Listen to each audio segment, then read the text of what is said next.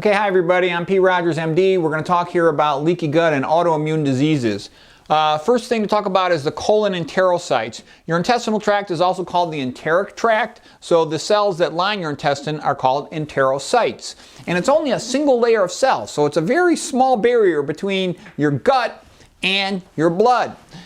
So your enteric lining is a delicate but essentially important thing. It's kind of like a genius. I mean, your gut knows how to take just the right amount of all the things you need to keep you healthy. I mean, imagine if you had to actually think about that. All right, between the individual cells, you've got these tight junctions that keep the cells linked together tight. You don't want a big gap between the tight junctions, otherwise big chunks of food could be absorbed into your body too quickly. You only want to absorb tiny little pieces of protein, just a couple amino acids at a time.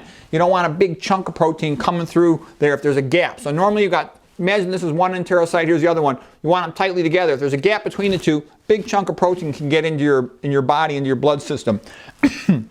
Now meat is basically fat and protein. There's no carbohydrate in meat except in milk that has lactose. So typical meat, let's say, is 50% protein, 50% fat. It's a totally different thing than a plant food. A plant food is primarily carbohydrate and fiber.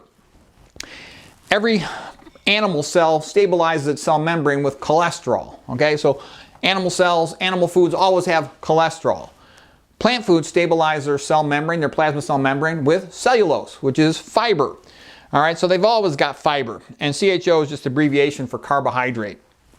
Now, what happens is, it is the fiber which feeds the good bacteria in your colon. You want more fiber. Typical Americans only eating about 10 to 15 grams a day of fiber. That is not enough. We're designed to eat like 100 or more grams of fiber. You really should, at a minimum, be eating about 40 grams of fiber. If you want to learn more about fiber, study Dennis Burkitt. He's the fiber doctor, fiber man, the best scientist that ever wrote on fiber. But anyways, I'm telling you, always eat a minimum of 40 grams of fiber. And you need those plant foods to have this fiber to feed your good gut bacteria. With meat, you don't feed your bacteria. The good bacteria kind of starve with meat. The good bacteria use the fiber, the cellulose, to make butyrate. Butyrate is a 4-carbon fatty acid. You know, 4 carbons here, then with carboxylic acid at the end. It's also sometimes just referred to as a short-chain fatty acid. That is used then by the colon enterocytes to maintain their tight junctions so that you don't get those big chunks of protein coming through. So what happens? Let's say you're not getting enough fiber and your enterocytes don't have the fuel that they need to maintain their tight junctions. Now you're going to have a gap between these two enterocytes and a big chunk of protein can get through there. Well, that's quite problematic with these big chunks of meat protein getting through there because, being an animal, the amino acid sequences of those proteins might be quite similar to your own. And because of that, your body will perceive those proteins coming in as like an infection, and they'll make antibodies to them. So those antibodies will attach to the big chunk of protein that just got between your no longer tight junction, and then that amino acid sequence can mimic amino acid sequence within your own body. And then those antibodies can cross-react with tissues in your own body. That's called molecular mimicry, having a similar amino acid sequence, and cross-reactivity, having those amino acids now go from attacking the big chunk of protein absorbed through your no longer tight junctions and now reacting with parts of your body. And that's thought to be one of the major, if not the most important mechanism of autoimmune disease. Okay, and there's a lot of pretty serious autoimmune diseases. There's thyroid diseases like Hashimoto thyroiditis, which typically winds up causing hypothyroid, low thyroid function. Graves disease causing increased thyroid function.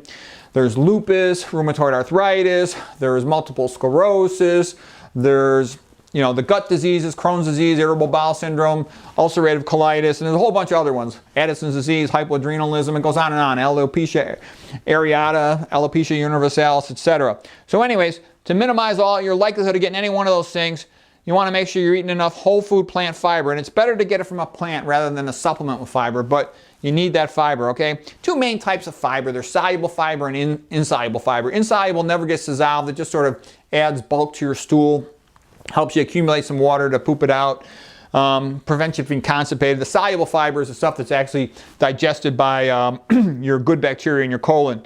There's also something called LPS, lipopolysaccharide. That's intrinsic to the wall of the gram-negative bacteria in your colon. The digestive enzymes coming from the pancreas will cause some of those gram-negative bacteria within your colon to die, okay? Now normally, if you got tight junctions, everything's tight, that LPS that's broken off the dead gram-negative bacteria, you're just going to poop it out. It's no big deal. You don't even know it's there. However, if you've got a lack of tight junctions and there's gaps between your enterocytes and some of that lipopolysaccharide, LPS, from the dead gram-negative bacteria in your gut gets into your blood or just gets into your gut lining, that's a problem, because your immune system will perceive that as a bacterial infection coming in, and they'll mount this big immune response to it, and there'll be collateral damage to your bodily tissues, and that can cause a massively inflamed gut in the form of Crohn's disease, ulcerative colitis, and so you want to avoid that.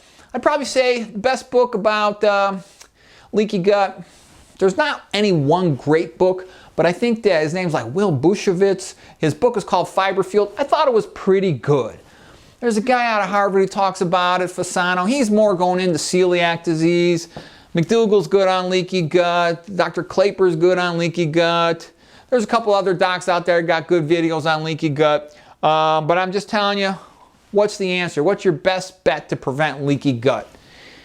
Eat as much plant food as you can. I'm 100% plant-based, low salt, low fat, plant-based diet, and I think that really helps protect against it, because there's some really serious diseases that are thought to be caused by these types of mechanisms, and that's even presumed by a lot of people to be probably the most likely mechanism of type 1 diabetes causation.